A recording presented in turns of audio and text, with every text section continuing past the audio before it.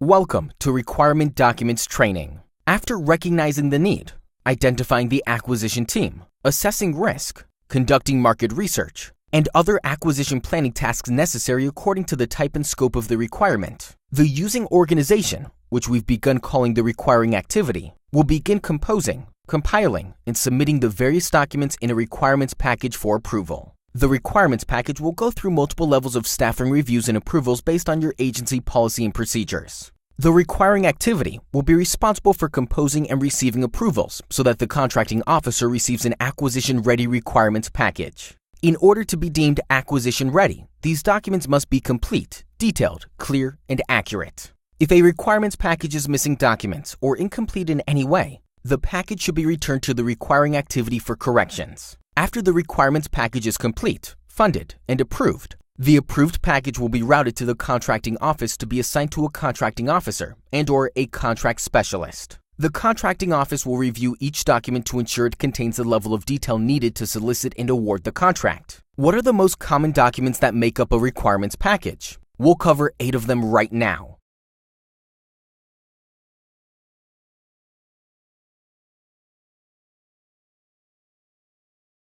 The first requirements document is a statement of work or performance work statement. There are 2 primary categories of acquisitions, supplies and services. The document used to purchase a supply is called a statement of work. The document used to purchase a service is called a performance work statement, or PWS. There are differences between these documents, so we'll discuss the characteristics and contents that are important for both of them now. The contents of your statement of work, or PWS, must be SMART. Specific. Specific enough that prospective contractors know what needs to be accomplished. Remember, your job is to reduce the contractor's performance risk, and you can do this by issuing a statement of work and performance work statement that can explain the specific objectives of the requirement with enough detail that prospective contractors understand the end objective of the requirement. Measurable. For every requirement, you can measure performance in time, distance, cost, ratio, performance thresholds, and error rates. Measurable statements of work in PWSs answer these 2 questions. What is the ultimate goal of the requirement? And when is it considered successful? A. Attainable. Nothing is more discouraging and demoralizing to a contractor than unreasonable or unattainable standards. Whether in terms of cost, performance, or schedule, we must set challenging but attainable goals. R. Relevant. Make sure all of the objectives within your statements of work and PWSs are relevant to the acquisition and within the nature and scope of the requirement's intent. T. Timely. Be clear about when responses, deliveries, and performances are to be accomplished. After contract award, the contract statement of work, or PWS, becomes the standard for the contractor's performance and delivery.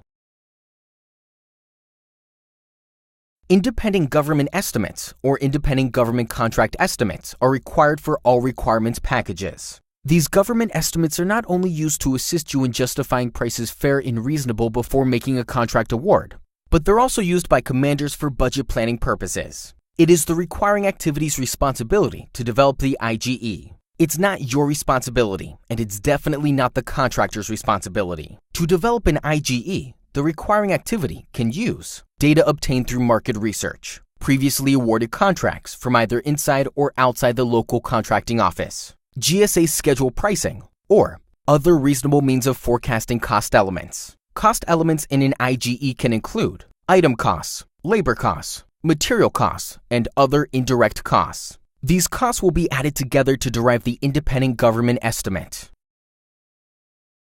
Purchase requests, or a military interdepartmental purchase request, must accompany each requirements package. These documents are used to commit funds to a requirement. After the contracting officer signs the contract, those funds are obligated to the contract. I'll say that again, because it's important to distinguish between committing and obligating funds. Funds are committed using the purchase request and obligated after the contract is awarded. The customer is also responsible for justifying requirements to leadership using requirement justification documents. These justification documents contain important information, including the rationale for the requirement, the operational necessity for such supplies or services, the mission impact if the requirement is not funded, results of market research, why contracting is the best solution to meet the requirement, and other information or special concerns for the respective approval authorities to consider.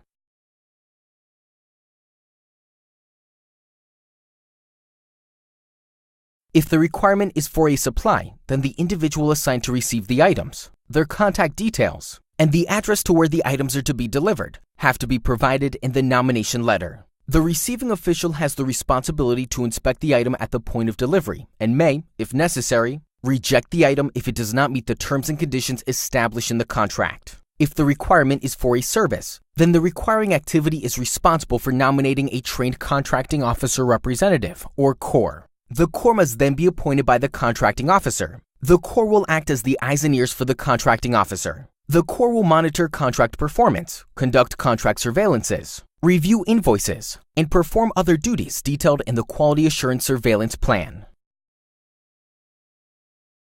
In addition to CORs, Quality Assurance Surveillance Plans, or QASPs, are also required for service contracts. The QASP is a plan that describes how the government will survey, observe, test, sample, evaluate, and document the contractor's performance to meet the critical performance standards identified in the contract. The QASP is put into place in order to communicate the government's performance standards, acceptable quality levels, and methods of contract surveillance in an effort to clarify the terms of the contract. The QASP and the PWS should be written concurrently because what is written into the PWS influences what goes into the QASP. Justifications and approvals are required when a contract will be awarded based on an other than full and open competitive basis. This is required by 10 U.S.C. Section 2304 F1 and 41 U.S.C. Section 253 F1 and as implemented at FAR 6.302. There are 7 authorities which allow for restricting competition. There are mandatory contents for each justification and approval document, which are listed at FAR 6.303-2. An acquisition plan discusses the technical, business, management, and other considerations that control the direction and management of an acquisition. The guidance of composing acquisition plans is covered by FAR 7.105. Acquisition strategies are required more often than procuring major systems, and when oversight and planning for lifecycle system support will be over multiple years and over multiple contracts. All of these documents will work together to become part of the contract or contract file.